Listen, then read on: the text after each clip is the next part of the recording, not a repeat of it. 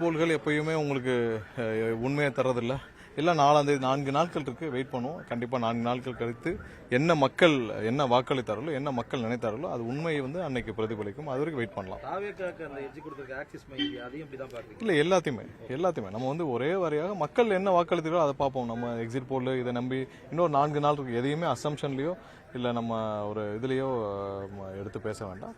கண்டிப்பா 4 நாட்கள் உண்மை நிலைமை வரப்போது, அதை வைத்து பேசிக்கொள்ளலாம். இல்ல, கண்டிப்பா எங்களுக்கும் அந்த செய்தி வந்தது. அதாவது சைதாப்பேட்டையில் எங்களுடைய நிர்வாகிகளை தாக்க மா சுப்பிரமணியம் பல ரவுடிகளை ஏற்பாடு செய்திருப்பதாகவும், அங்கே கவுண்டிங்க்கு வரும் எங்களுடைய நிர்வாகிகள் தாக்கப்படும் சூழ்நிலை இருப்பதாகவும் அதுக்காக நாங்கள் புகாரும் அமைச்சிருக்கிறோம். சென்னை பெரும்பாலான இடங்கள், தமிழகத்தில் பெரும்பாலான இடங்கள்ல திமுக தோல்வி பயத்தால் இப்பயே அவங்களுடைய அராஜகத்தை கட்டழுத்துட்டு இருக்காங்க. பொதுமக்களும் நேரடியாக பார்த்துட்டு இருக்காங்க. இது ஒன்றும் அவங்களுடைய சொத்து இல்லை, அவங்க யாருங்க மன்னரும் இல்லை. கண்டிப்பாக 4ஆம் தேதி எல்லாத்துக்கும் சேர்த்து மக்கள் நல்ல பதிலடி கொடுப்பார்கள். முற்றிலுமாக இது திமுக தமிழகத்திலிருந்து தீய சக்தி திமுக அகற்றப்படும் நாள் வெகு தூரம் இல்லை, இன்னும் 3 நாட்கள் 4 நாட்கள். போல்கள் எப்பயுமே உங்களுக்கு உண்மையை தர்றதில்ல. எல்லாம் 4ஆம் தேதி 4 நாட்கள் இருக்கு, வெயிட் பண்ணுவோம். கண்டிப்பா 4 நாட்கள் கழித்து என்ன மக்கள் என்ன வாக்களித்தார்களோ, என்ன மக்கள் நினைத்தார்களோ அது உண்மையை அன்னைக்கு பிரதிபலிக்கும். அது வரைக்கும் வெயிட் பண்ணலாம்.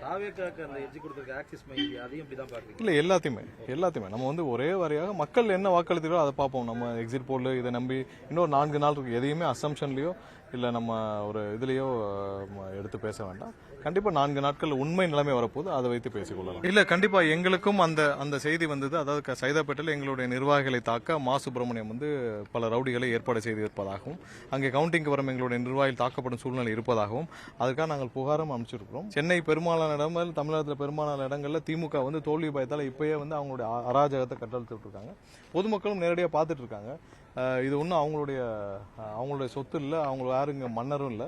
கண்டிப்பாக 4ஆம் தேதி எல்லாத்துக்கும் சேர்த்து மக்கள் நல்ல பதிலடி கொடுப்பார்கள். முற்றிலுமாக இது திமுக தமிழகத்திலிருந்து தீய சக்தி திமுக அகற்றப்படும் நாள் வெகு தூரம் இல்லை, இன்னும் 3 நாட்கள் 4 நாட்கள்.